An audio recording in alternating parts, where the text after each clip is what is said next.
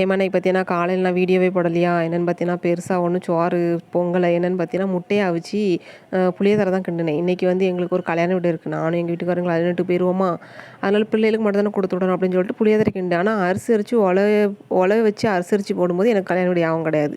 அதனால் என்ன பண்ணிட்டேன், எப்பவும் போல் சோத்தை பொங்கிட்டேன். இவ்வளோ சோறு மிச்சம் இருக்குது, எப்படி காலி பண்ண?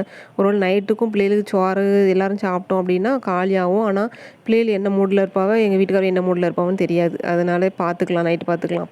அதுக்கப்புறம் இந்த கல்யாணத்துக்கு கிளம்பிட்டேன். இந்த சேலை பார்த்தீங்கன்னா ஒரு 15 வருஷம் இருக்கும் இந்த சேலை எடுத்து.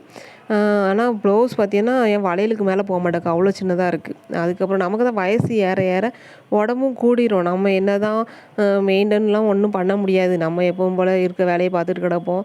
ஆனால் உடம்பு அது பாட்டுக்கு அது ஒரு பக்கமாக கூடிக்கிட்டே போவோம். நமக்கு இந்த ப்ளவுஸ் தைக்க செலவு தான் எக்ஸ்ட்ரா ஆகும் பார்த்துக்கிடுங்க. அதுக்கப்புறம் இந்த சில்வர் ப்ளவுஸ் இருக்குல்ல, இது வந்து ரொம்ப நாள் எனக்கு போகணுன்னு ஆசை அந்த கலரு. ஆனால் அதுக்கான சேலை இல்லை என்கிட்ட. ஆனால் இருந்தாலும் பரவாயில்லன்னு சொல்லிட்டு ஒரு நாள் துட்டுக்கு பிடிச்ச கடை அதை எடுத்து நானும் தச்சுட்டேன் பார்த்துக்கிடுங்க. அதுக்கு எவ்வளோ ஆகணும் உங்களுக்கே பார்த்துக்கோங்க, எவ்வளோ செலவாகணும் தச்சுட்டேன். ஆனால் அதுக்கப்புறம் இன்றைக்கி இந்த சேலை எடுத்து கெட்டோமான்னு பார்க்கும்போது எனக்கு செட் ஆகிற மாதிரி தெரிஞ்சுது. ஆனால் தூரத்துலேருந்து பார்க்க ஒன்றும் பெருசாக நல்லா இருந்துச்சு. ஆனால் பக்கத்தில் பார்த்தா செட் ஆகாத மாதிரி தான் இருந்தது. இருந்தாலும் இன்றைக்கி இதை கட்டிட்டு கல்யாணத்துக்கு போய்ட்டும் வந்துட்டேன்.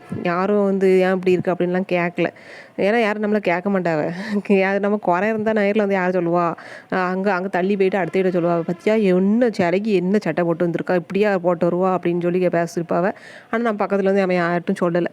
சரி, சொல்லாத வரைக்கும் நல்லது. நமக்கு நல்லா இருக்குன்னு தோணுச்சா நல்லா இருக்குன்னு போட்டாச்சு, அவ்வளோதான்.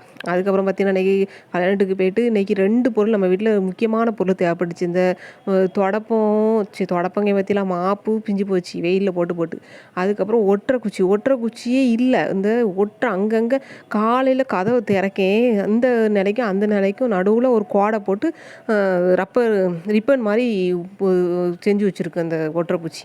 நம்ம வந்து அது பிச்சுக்கிட்டு நம்ம ஓப்பன் பண்ணிக்கிட்டு வெளில போகிறதா இருக்குது. அந்த அளவுக்கு பண்ணி வைக்கி.